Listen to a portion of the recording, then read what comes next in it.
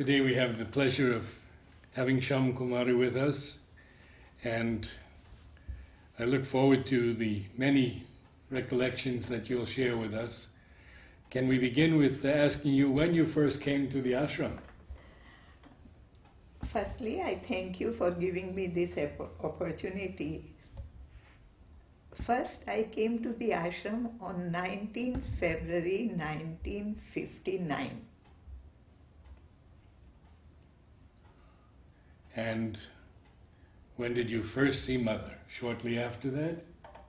That very same day. That same day. Because Mother came out, so I saw her on the balcony, I saw her in the playground. At 15 up to 60 she was going to playground, and she was coming for meditation, giving meditation in the meditation hall. So I saw her 3 times that very day, or 4 times even. And when did you first meet her alone?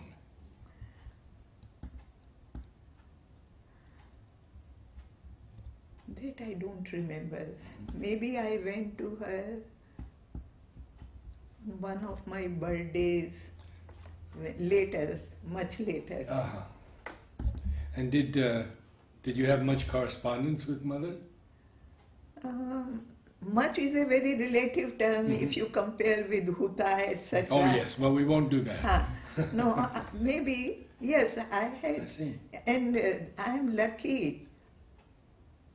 She chose to place a great burden on my shoulders, and only I used to say, things which have happened to you do not happen in this ashram. So my many problems, she always listened to patiently, while other letters she refused to. And right up to May 73, she answered my letters. I wrote her 11 letters from my class. I was taking a class here in Flower Room, and I encourage children, instead of writing compositions on butterfly or cycle or road or library, to write prayers and letters to the Mother. And those we sent to Mother through Nalnida, and she loved them.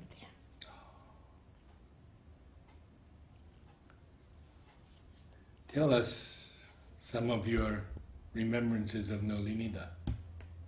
Oh, there are so many. We can have many recording sessions with you.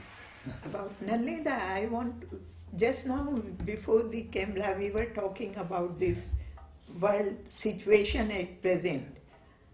So about that I want to record something which not many people in the ashram know. I used to come to Nalnida twice a day for years. And in the evening, no, look to the camera. Achha. In the evening, when he went to a sports ground, he would stop his car for a moment in front of my house. I lived on the first floor. It was Mission Street, right, and at the end a very imposing house. And I used to weave garlands for him, small jasmines. It took me 1 hour to make one foot garland, and I would give it to him. Then in the evening, no, I would make it, wait for him, do pranam. He will bless me from the car and drive on. Then at night at about 7, I don't remember exactly, it would be dark. I used to go to him for a last time pranam. And we were talking about the possible distraction just now before the camera. In this context, I want to share with you some very poignant and rather sad reminiscences with Nalnida. Before, it's a very personal thing, that before retiring, Nalnida would put some eye drops, and then he had to keep his eyes closed for some time. So I generally went before he put his eye drops, and he waited for me patiently. It was my good luck and his graciousness that he waited. One day I became late, and he was waiting outside in the outer office. Then he would go to inner room. Then he asked me, "You are late today." I parried his question and I said, "Today I read 3 of your articles." Nandita was laconic, very economic with his words, at least with me. Clipped sentences, few words. He asked, "Which ones?" I said, "End of a civilization, On the Brink, and What's to be Done." I think What's to be Done was later. I said 2 articles. Then suddenly, as if a darkness descended in his room, I mean not the normal darkness, very concentrated darkness descended. And he said, I asked him, there was not much need of words between us. I asked him, "So, is there no hope for this humanity? Because these 2 articles tell of the impending end of humanity." He said, "No, no.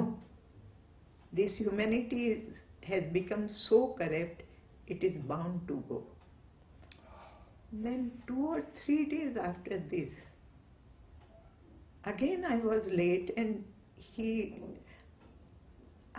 first I would give him that jasmine garland, and there was, apart from Animadi, there was another lady, Nirmala, who attended on him. So he would call Nirmala and give her the garland. I didn't know where she put the garland. Then one day I again reached late, and he was sitting already on his bed. And then I gave him the garland, and he gave it to Nirmala, and he said, then I understood the garland was put in front of the Durga image in his room. And he said, "You asked me about humanity." First he said, "Have you seen my Durga? She is an angry Durga.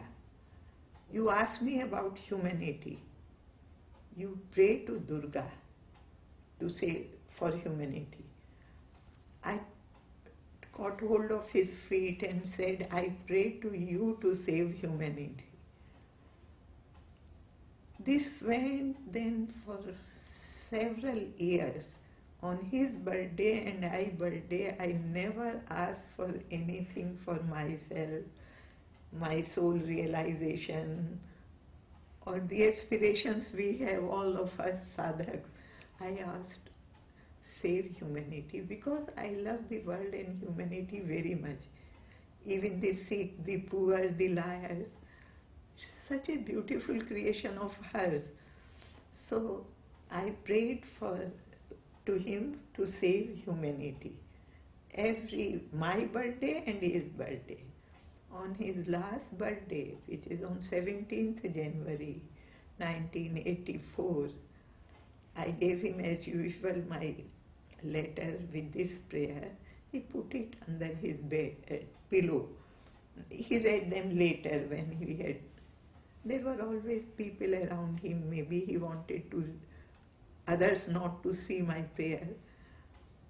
Anyway, next day I was called from the school to see him, and I think these 3 very close young men, Arun,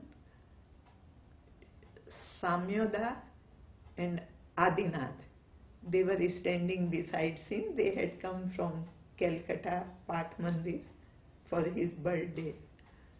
And he said to me, it was understood, it was apropos of my prayer, "The true will remain."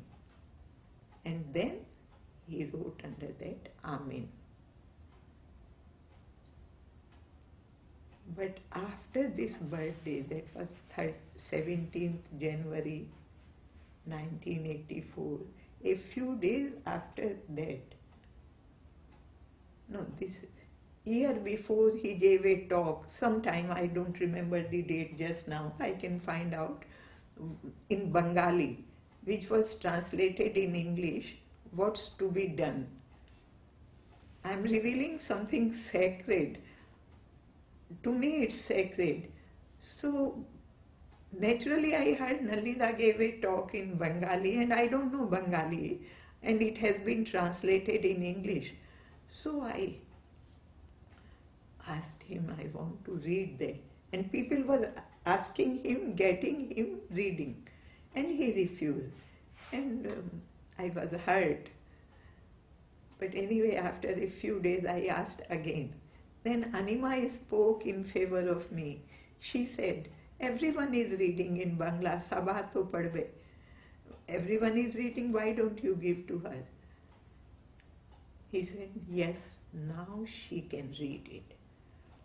And friend, I assure you that after reading that talk, for 7 days I saw the world during midday also dark. Then I understood there was such a force in that, and I am so open that as a grace he didn't allow me to read it earlier till it was diffused a little. This is one of the chapters. And the other two, can you tell us about those other two writings of Nalini that you mentioned? No, this first one is his transcription of Mother's talk and of a civilization, and second is On the Brink, in which he has written this. And he has also mentioned sadly that Ashramites will destroy each other like the Yaduvanshis of old. And he said the greatest destruction on the earth will be in the ashram. Because ashram was a scaffolding to bring down the supramental power, it has descended.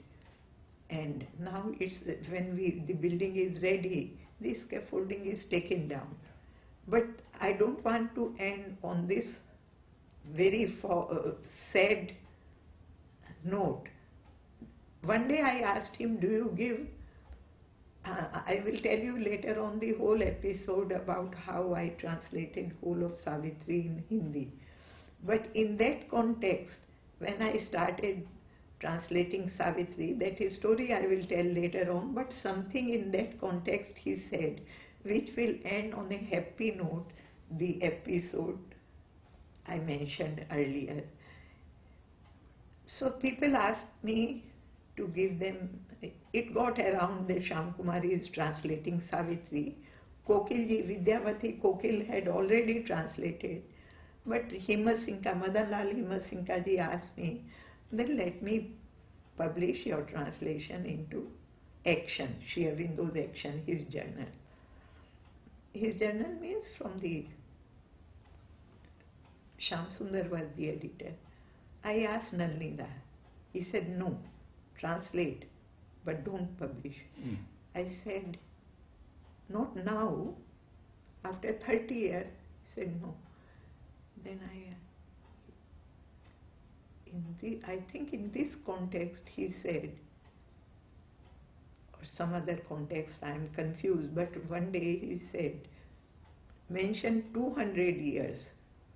I asked him, do you give this humanity 200 years with the background of that conversation? He said, yes. So at least from 84, let us say, 200 years, he said yes. In the early days, the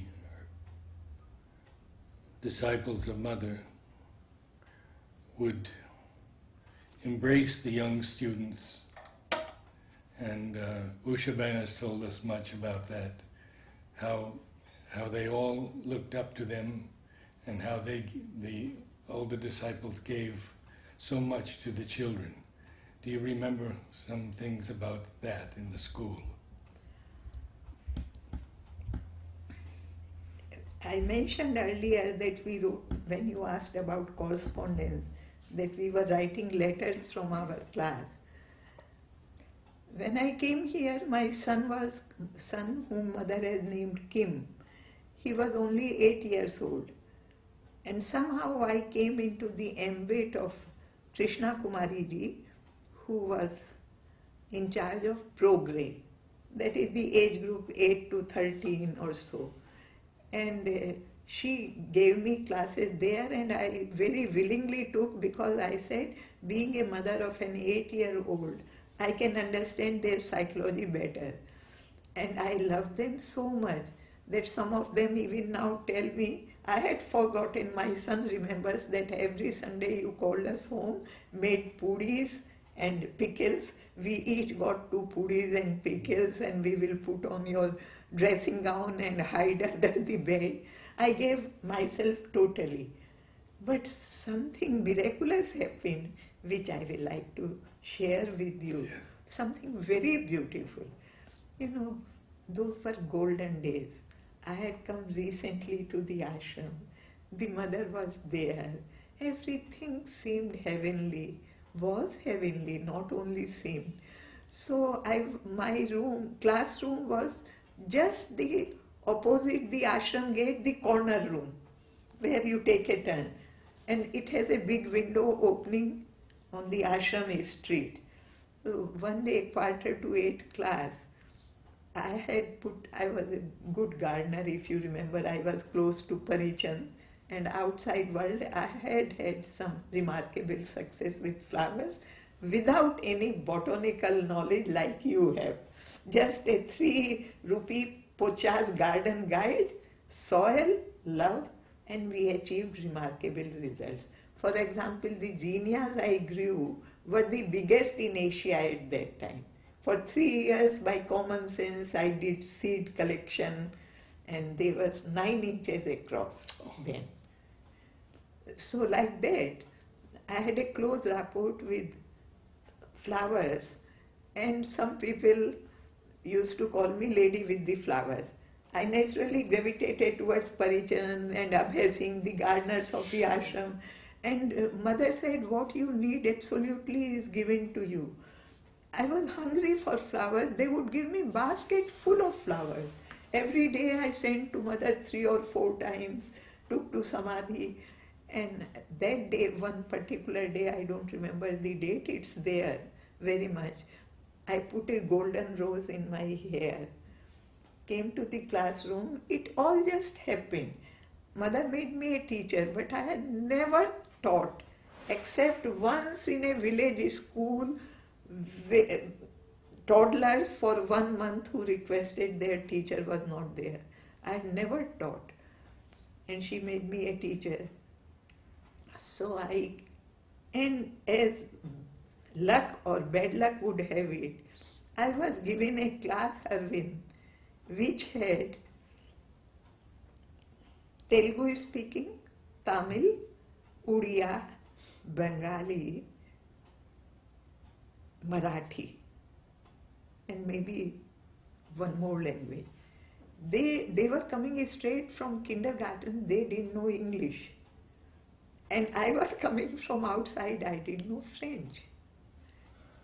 In which language to converse? Hindi was not so well known as it is now due to films and film songs. How to tell them stories? For example, our great friend Bhrata Reddy. Now he is such a fine young man. He could not formulate one sentence, my father's name is Damodar Reddy.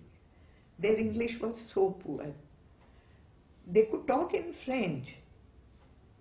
So anyway, that day of grace, I came from the Samadhi, took a golden rose from Samadhi, put it in my hair, Tamil style, and I went to the class, and a ray of sun was coming through that window.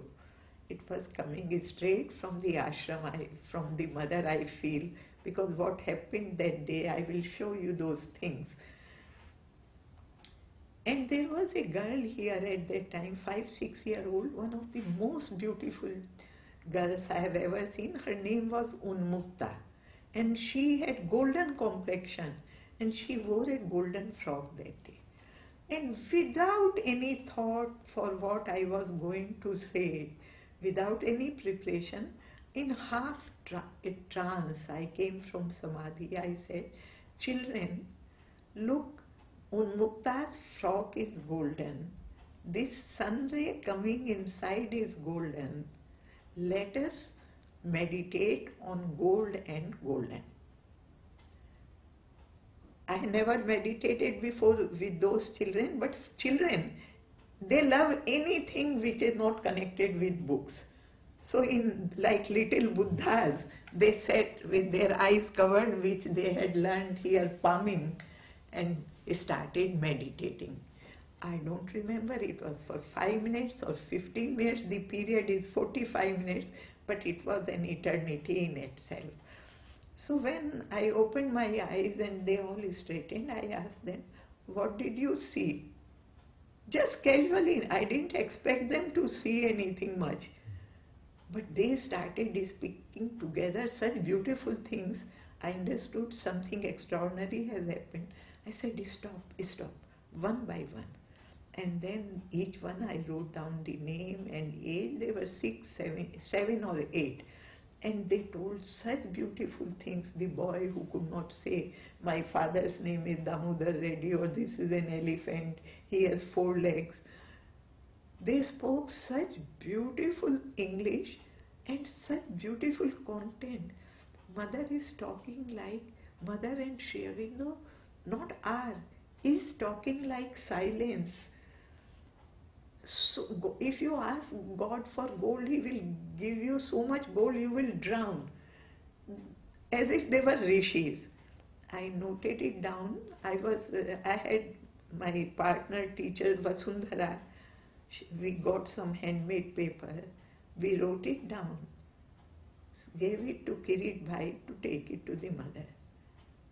Now the difference between Nalnida and Kirit, I will tell you. For us ordinary mortals, including Kirit, problems are more important. For Nalini, accomplishments are more important. This I realized when he told me about my Savitri translation. Show me the things which you like best. In your translation. Not ask me when you have any difficulty, no. Show me only the portions you like best. So Kirit had so many problems of his school that he carried that folder to the mother. 1 whole year passed, he could not put it to it. And one day I went there and his secretary Mohini, I said, Mohini, please give me back that folder. And I just went to Nalinida's room. He was in his outer room dictating something to Shatadal, his secretary. And I was not intimate with Nalinida later, as I became later on. Just sort of feeling embarrassed, I just took that folder, put it on his lap, and without saying a word, looked at him and came out. Just like that. Then next day Shatadal told me that Nalini told him, look at the beauty of silence. All was said and understood in silence. So he took it to the mother. And next day mother wrote such a big blessings on it. And Nalini said, Mother appreciated your work. That's the only thing I have attained in this life, in my sadhana. Nothing else. That once she said, appreciated my work. After that, next day we repeated that same experiment with peace and quiet. And again the results were same level. And these two together we gave to, first to Kirit and then through Nalini to mother. They are with me, my precious possessions. After that I asked the children to write on their birthdays letters to the mother. And they wrote, and we would give to Nalnida the day before the birthday. He would read them to the mother. The lucky ones were Bhrata, then there was one boy, Ishit, I think. 3 or 4 were lucky in this way. And then mother would give them back that letter. Then I think Sarla, Daruwala, these were the 3, 4 whose letters went. Then we started playing games that we will meditate. I told them, what you think, I think. Right. Tell me what I saw, what I imagined. So many of these things we wrote to the mother, about 11 letters, and up to May Nalnida took. In those days they were putting on the board, mother is unwell, she will not see anybody today, mother is... So one day I gave a letter from the class, and I went to the ashram to meditation hall. Nalini looked at me questioningly. I just thought mother is unwell, so the letter must be with him. I was passing by him, and then he said, well? I said, what? You gave a letter? I said, yes, but mother is not well. He said, no, she has seen it, come and take it. And he gave it, and something afterwards my English classes were taken away from me. As he said, things which have happened to me have not happened in this ashram. So we continued in my Hindi classes. And mother left her body. Up to May she saw these English things. This started in 71, up to 73, this classroom experiences of grace of the mother. But after that we wrote in Hindi. And you know, neither Champaklal ji nor Nalnida, they knew Hindi but not well. But they took those letters which we wrote in Hindi up to 78. Then I stopped, because even my Hindi classes were distorted. So they took those letters, sat in front of the mother's chair in her room, second floor, and read them out loud to her, both of them. This is the... Do you have memories of Pavitra? I had a very small connection with Pavitra, luckily, but I mean, I joined in 68. This 69, 22nd January, mother accepted me, and 69 Pavitra left his body. Oh. So only my connection was that when I came in 1959 and 1960 again, then Ravindra ji gave me work of painting trays from the fruit room. You know, fruit room upstairs? It's a nice thing I want to tell you. I told you, 59, 19th February or 20th February. I'm not absolutely certain. I had the mother's balcony darshan. And then mother, before she came out in the balcony, she would stand on the west facing door of the room, where Anuben used to wait in the doorway of fruit room. Mother looked at people working inside the building before coming to balcony. And I didn't know how to aspire high enough. To me, I didn't know mother will come down. That was the first day. So I thought, oh, how wonderful, this lady is so lucky. She is standing where mother stands. I had no idea of ashram life or anything. And very next day I was giving work for several hours sitting on that terrace. This is how all simple aspirations are fulfilled, but I didn't know how to aspire properly. I could have asked for higher things. Anyway, that was a great good luck. And Pavitrada used to bring his small basket or dish for fruits to fruit room. He empty, and Ravin would put some fruits as for everyone, and he would collect later on. So he would remark every day, so Ravin, how is our painter? That's all the connection I had with him. And any of the others, like Amrita? Amrita had he was one of the most humorous disciples of the mother, and I had such beautiful remembrances of him, 3 or 4. When I came in 1963, that was the third visit. Before that, we had a dacoity in our home. Dacoits, 10 or 12 dacoits with big guns came, broke into our house. That's another thrilling story. And looted us. And my son Kim was 1 month old. I had returned with him from my mother's place where I had gone for delivery and brought him back. And after 3 days, there was a dacoity. And you are making me laugh, the memory of what Amrita did. So anyway, by mother's grace, there were so many things that we didn't die. Those guns remained silent. They looted us. All right, doesn't matter. They took my most precious possession. That was this 1960, that symbol mother gave on the first anniversary. That also they looted along with jewels, because I had put it in a satin box and surrounded with a topaz necklace that I had, because it was so beautiful. Anyway, so afterwards I wrote everything to the mother. And mother sent me 2 or 3 letters. Asked Ganpat Ram, who was our conduit. She said, it must be pursued, pursue it, make full effort to recover the things.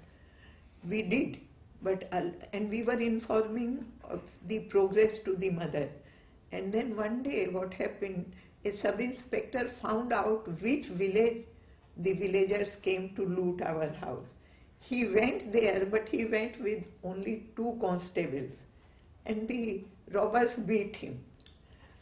Now the village was of scheduled caste people, and the superintendent police and the district magistrate of that district were scheduled caste. It became a big political issue. And we wrote all this to mother. Mother said, now let it go. So now we come back to Amrita. Then I had written to the mother. When they broke open our bedroom door, by mother's grace, I picked up my son and we rushed into the bathroom, and by the time we latched it from inside, they were beating at it, but they didn't disturb us because they found all the cupboards open, everything. So robbery is one thing, but murder is another. They had not come to murder us, but they would have murdered us if we had been in the bedroom. They can't leave witnesses.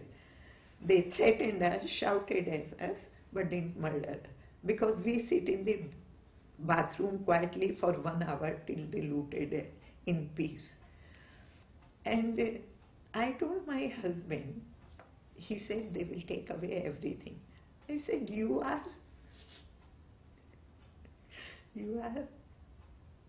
with me. You are priceless. What do we care for all these things? We can get them again. See, we were very young. So things mattered, not like now. Then, when I came here, priceless as one word becomes, the meaning is that you are most valuable. But if you make it 2 words, you are priceless.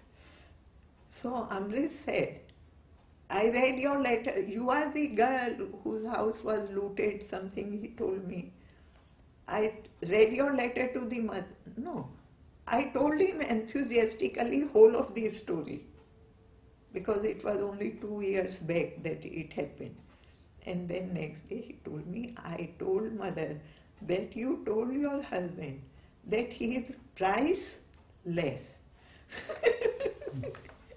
He was always joking, but he was a very helpful person in this way that he took 2 or 3 letters of ours to the mother.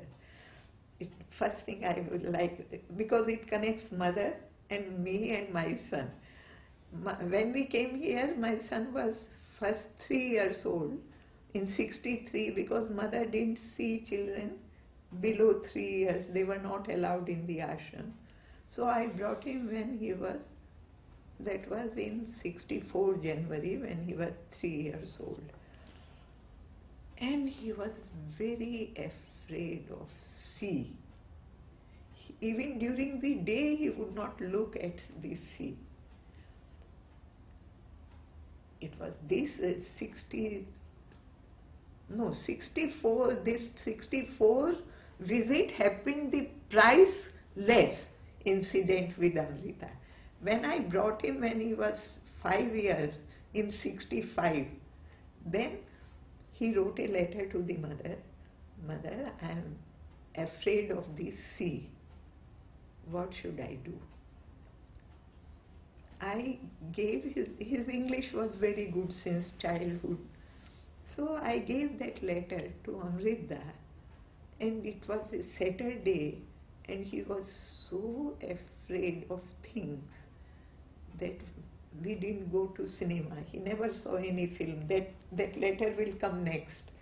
I'm telling you after this incident. And from Saturday after dinner, early dinner, because of film show, we came to Amrita's room, and he said, the mother has said, the sea is nice, the sea is beautiful. Don't be afraid of the sea. And at once, Naraji, will you believe it? My son said, it was night, take me to the sea. All fear gone. Then when in 68, in this context, another letter which Amrita took, which was very important in our life, my son, since childhood, he could not bear any violence of any sort. If a child slapped another child or pushed down, he would get fever. Of course, he never hit anybody or was never hit by anybody. I don't know who he was in his last life, but he stepped on my 6-inch thick lawn. I had a lawn 6-inch thick. He never stepped on it without shoes and socks. His clothes never got dirty. And once there was, if you remember, there was an old film, these magnificent flying men in their magnificent flying machine. The early aeroplanes, they break down made of canvas and plywood. So we thought he will enjoy it and he must see a film, and we took him by force to see that film in Lucknow. And there he pleaded with us that take me back, I cannot bear. So we brought him back. So he had never seen a film in his life till he came here. Now, in those days, Wilfie used to decide about the films, if you remember, and all the children sat on the stone bench. For them, it was a big scoop to know from Wilfie which film is coming and all that. So I had nobody in the ashram who was my family or friend, and I had to be with Kim. So after dinner on Saturdays from dining room, we would go to playground and he would watch the trailers and the names, etc. And then we would go home. He could not watch a film. But the children discussed, Wilfie has told us, tomorrow this film is coming and that will thing happen. And he felt left out. So he wrote a letter, I remember exactly his words. Mother, I cannot bear sorrow or violence especially in films. What should I do? And then this Amrita told us. And mother gave maybe blessings, or just he said, mother has said this. And you know, that day was one of the bloodiest films, the Battle of Bulge, they were showing. And as usual, we went there for him to see the credits or trailer. And after that he said, Mummy, I want to see a little more. And I had seen this film before and I liked it very much. Now it may seem dated, but then that was 42 years back. So I was very happy, and he watched whole of the films just 1 minute after receiving that message from the mother, and after that the bloodier the better. So this is how, these are some of the interactions I had with Amrita, which have great bearing on our life. But he was a naughtiest thing. He said, I told the mother that Shyam Kumari told me her husband was priceless. So Shyam Kumari, can you tell us what you were doing before you came to ashram and what brought you to the ashram? How you heard about Mother Shivan?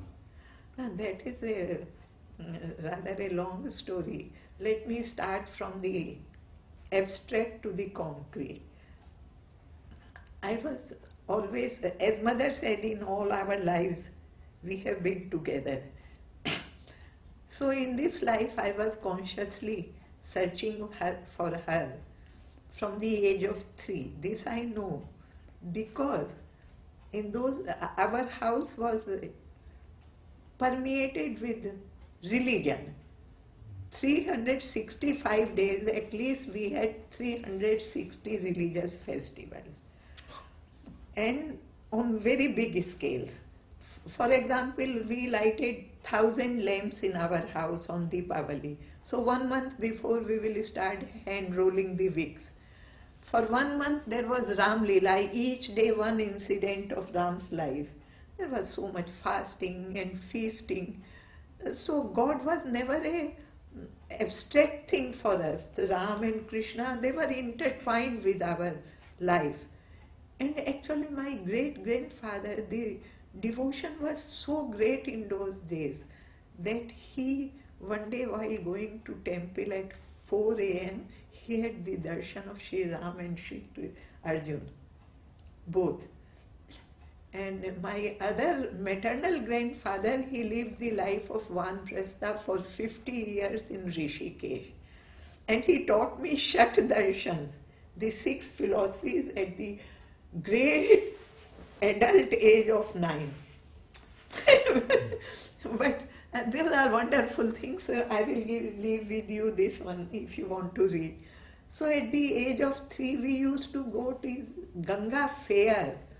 On the banks of Ganges, there was a fair at Gadmukteshwar. The fair took 7 days to break. For 7 days there will be no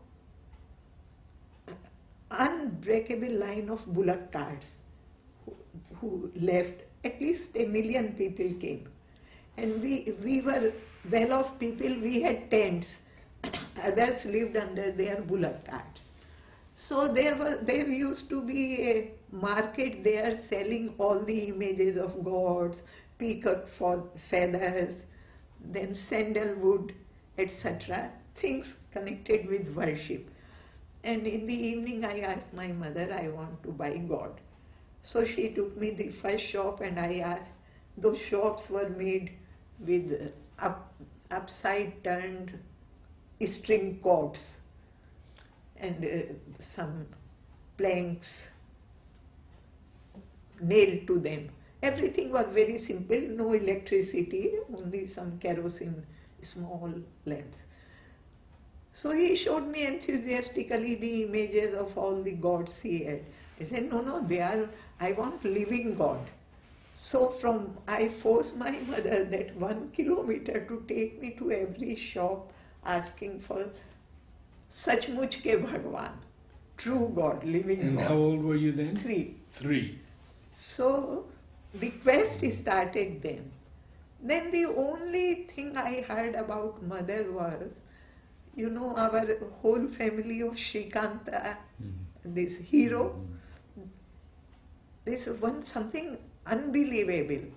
I think it's from the same street, from the same school, 7 of us are in the ashram of a small city. Are or were. Some have died. Sarla Rastogi, she was a teacher in that school. Sarlaji, Pujalalji Sarla, she was 1 year my junior. Hero's sister, Shrikanta, was 1 year my junior. Pipi's mother, Pipi, she was a student of this school. So like that, at least 7 or 8 teachers and students of one school. 4 sisters, Hero, Aditi, Shrikanta, whom mother named as Puar, and Shashi. 4 these, myself, Pipi's mother, 6, Sarlaji, Pujalalji, 7. 7 students, 2 teachers from that. One small school. I don't think it has happened for anyone. So I had a friend who lived opposite the house of Hero, and she would tell me, in their house today is darshan. So I was with tiny girls, and flowers were my life from childhood. So she said, I have to take this generosity to their house. We call it Gul Mehndi. I took Gul Mehndi to them. So this is stuck into my mind, that there is some darshan where my friend Sushila takes flowers. That is the only thing. Then I had an experience on 5th December 1950. But before that, yes, I had once I was 13 or 12, I had gone to Delhi to visit my maternal uncle. And he went to dinner to his friend's place, and I also went there with him. I accompanied him naturally. And there a lady from the ashram had come. Now I have forgotten her name. And she told me 2 incidents which I remember even now, say after 60 years, more than 60 years. She was talking of ashram. Naturally, she was an ashramite. And she said that one day I was cutting vegetables in the dining room, and suddenly I remembered I'm late for darshan because mother used to give meditation in the meditation hall. So I was cutting brinjals, my hands were colored, and I ran, and when I came, they were doing pranam, and mother caught hold of my hands. She understood, and she told another incident which just now I can't remember. So that left some in Delhi. I never forget, but who that mother was, more I didn't know. Then on 5th December 1950, I did my graduation at the age of 16. So suddenly it was announced that there is a condolence meeting. Sri Aurobindo has passed away, and all these students and teachers are requested to come to the hall. And their professors spoke about Sri Aurobindo. I knew hardly anything. One of the freedom fighters, maybe. That's all. And when I came out of the hall, even now I can see that there was a hedge of lantana with golden berries and tiny purple flowers. And suddenly I saw hundreds of small white butterflies on it. And I had this feeling, the words came into my heart. Today there is so much light in the sunlight. And it was only 9 or 10 winter in there. The sunlight is quite diffused in winter in North India. So this was now I understand it was an experience. And after that, how I came is this, connected with my college life. that after I passed my BA at the age of 16, my father opened a high school, a higher secondary school and a college only for me, so that we could be educated. There was only middle class, that is up to class 6 for girls. He upgraded it, then he opened a degree college so that boys and girls could be educated. And after that, the university refused to give postgraduate courses for 3 years. After a college has become a degree college for 3 years, then they allowed postgraduate classes. And father family was very orthodox. They wouldn't send me to a boarding house, and I wouldn't accept private tutors. They said, MA, there is only one subject. We will employ a whole-time professor as we have employed for this college, and you can do privately. So we had a tussle and I refused to. So they were looking for a bridegroom for me, their rebellious daughter. And then India had become independent only 3 years before, and 560 or 600 these Indian states, they were merged into India. So one of them was Tihri Garhwal, and there was a king, but now the administration was in the hands of government. And the district magistrate there was, Radha Maheshwari. Her father was district magistrate there. And Radha was studying here then. And my uncle, who is now a great guru, he was the district engineer there. And there were no roads. There were 4 great pilgrimage places in that district. Gangotri, from where Ganges comes out, Yamunotri, Badrinath, Kedarnath. So they made a plan for pilgrimage together as one family to Gangotri and Yamunotri. And I had nothing to do. I was cooped up in the house after a vibrant college life. So I accompanied my auntie. And there Mr. and Mrs. Maheshwari, who are devotees of Mother and Sri Aurobindo, they talked. Mrs. Maheshwari, with whom I walked 500 kilometers, she insistently talked about Mother. And then and there I decided, because Mr. and Mrs. Maheshwari are. Mrs. Maheshwari is alive, she came last month. They are extraordinary people. From the age of 30, they are living celibate life. And for me, with my religious background, celibacy had great, significance. So I admired her no lot.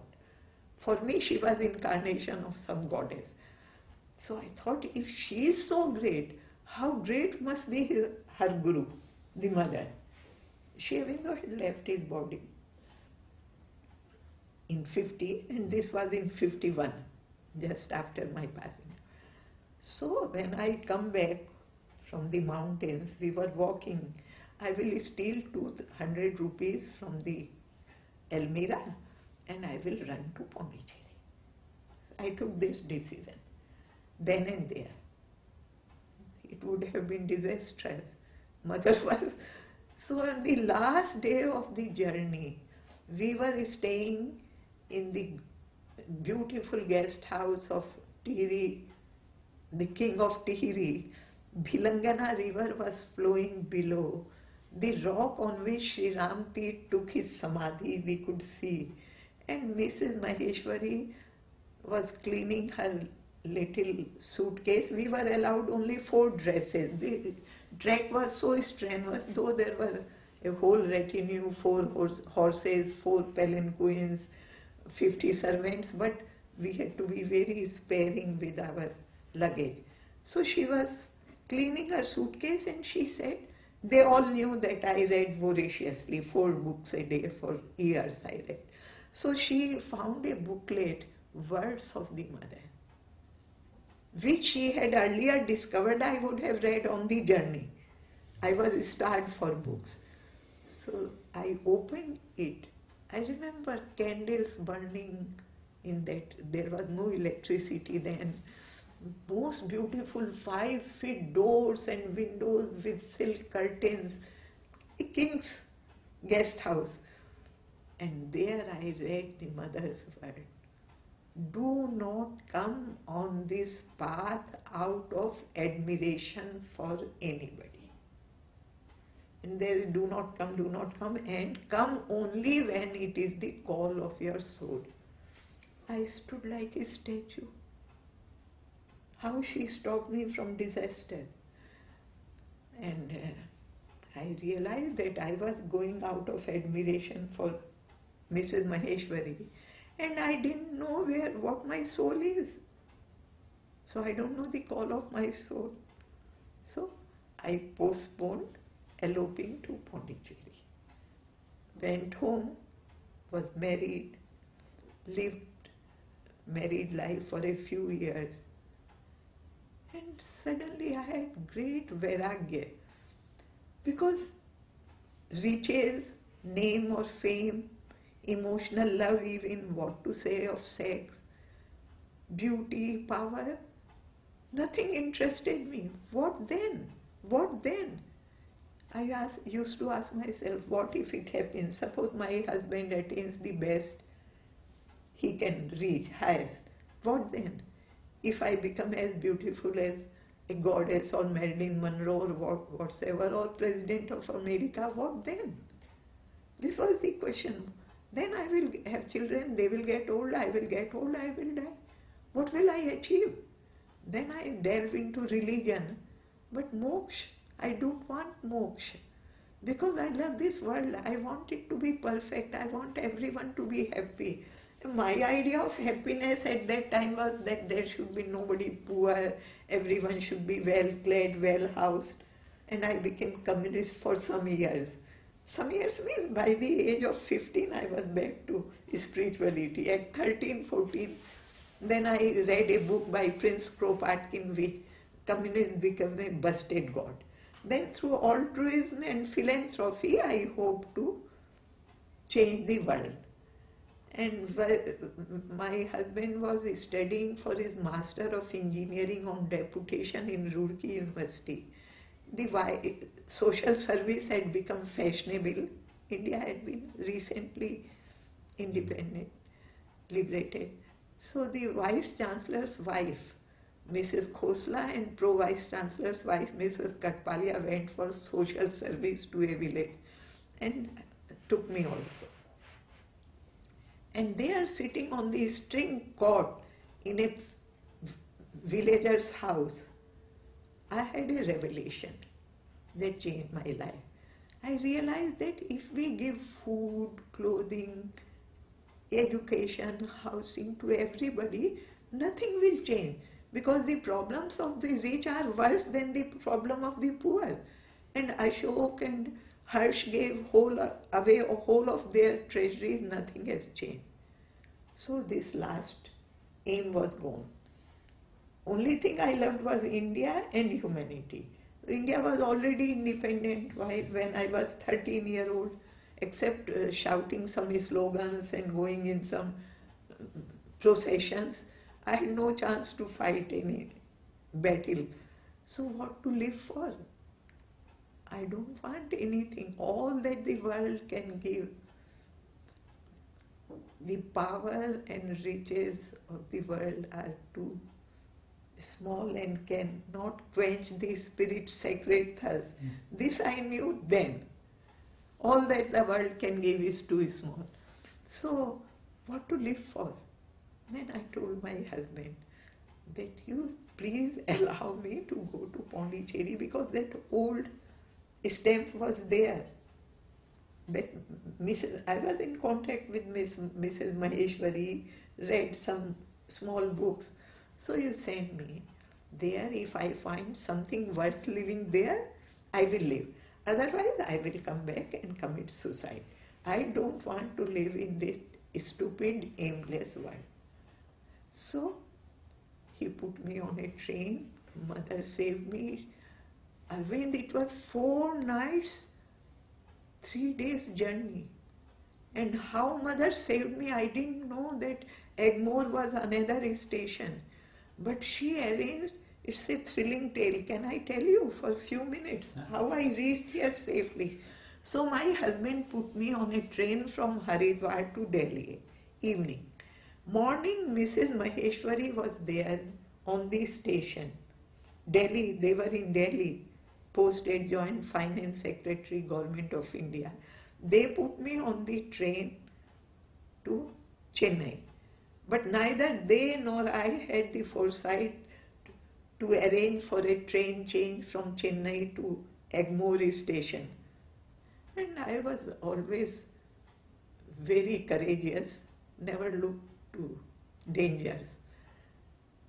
So before coming, I didn't know that Pondicherry is on seashore. And I had been to high mountains, as I was telling you, and other mountains, but I had never seen the sea. So one day I mentioned that my husband was doing his masters of engineering, and his classmates were one from each province of India or state of India, and one from each Colombo Plain country. It was quite a cosmopolitan gathering, and we used to eat in the mess. And there I blissfully announced, in Chennai, I will put my luggage in the cloakroom and take a taxi and go and look at the sea. I didn't know I will go by the side of the sea, or ashram is there. Then the class fellow, Mr. Babington from Chennai, they were horrified that this girl, my photograph which I showed you, it is of that time. She will go alone to Chennai, take a taxi. They sent our group photo to their brother-in-law in Chennai and gave me their photo, and they were standing at Chennai station with my photograph, and took me to their home, took me by taxi to Marina, and then took me by taxi to this another station which I named just now. No. Chennai, Egmore. Egmore is a long station, and there were 2 or 3 stone benches, and on one of them a lady in white with Gujarati sari style was sitting.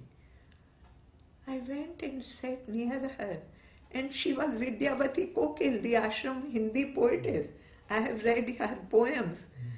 And then we sent back the escort, Mr. Babington's brother-in-law, and here Mr. Maheshwari's Radha was studying here, and they had written to Ganpat Ram, both of them, to receive me. So they told Radha, how will we recognize her? You come with us. She said, I had seen Shyam auntie only when I was 7, when we went to Gangotri. And I don't know, but I will come with you. So when they were waiting 3 on the station, and Kokilji stood on the doorway of the compartment and called out, Ganpat Ramji, here is Shyam Kumari. That's how mother saved me. There could have been, what could not have happened if I had taken taxi and all that. Then you stayed back here only? No. 5 times I came. Yeah. So your husband allowed you to... No, that time I stayed for 2 months and decided I will. As soon as I saw mother, I found everything what I was looking for. One look, I lived in its heaven. And I didn't even know about supramental powers, that one day all will be sky and God, and there will be the millennium or El Dorado, and there will be no disease, no poverty. I didn't know all this philosophy then. But once I saw her, then I decided. I lived here 2 months, and I took 10 hours work. I was fruit room work. Ravinji gave me dining room, fruit room. So much work is there. Because Espoir, the sister of Hero, had married Pearson. So in our city, ashram had a very bad name. That girls go there and they marry Christians. For love marriage, one crime, and married to a Christian, unpardonable crime in those days. So I was so careful that I should not commit any mistake. Nobody should reproach me, my family or my husband. So I just worked with Ravinji 10 hours, went to dining room, to playground in the evening when mother came, to the tennis ground to see her play tennis. Whole day passed like this. My son was not born then. No?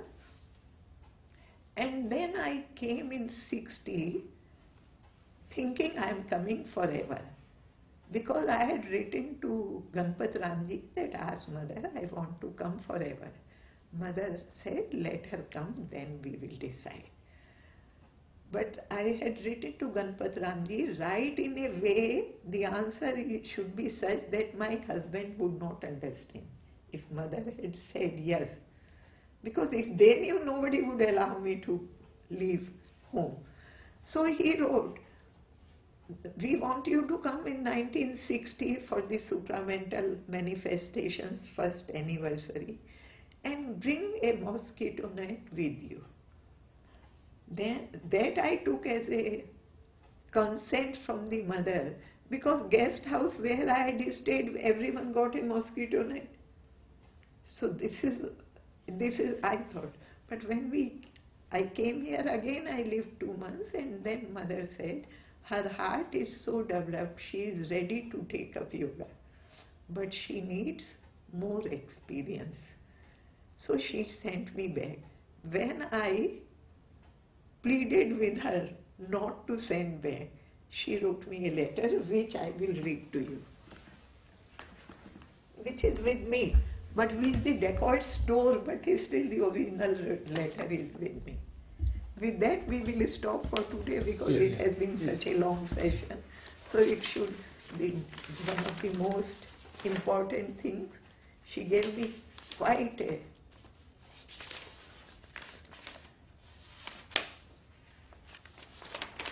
So when I wrote back, please mother, don't send me back. I don't remember what I wrote or I asked. She said, it is not from disgust for life and people that one must come to yoga. It's not to run away from difficulties that one must come here. It is not even to find the sweetness of love and protection. For the divine's love and protection can be enjoyed everywhere if one takes the right attitude. When one wants to give oneself totally in service to the divine, to consecrate oneself totally to the divine's work, simply for the joy of giving oneself and serving without asking for anything in exchange, except for the possibility of consecration and service, then one is ready to come and will find the door wide open. I give you the blessings given to all my children wherever they are in the world and tell you, prepare yourself. My help will always be with you.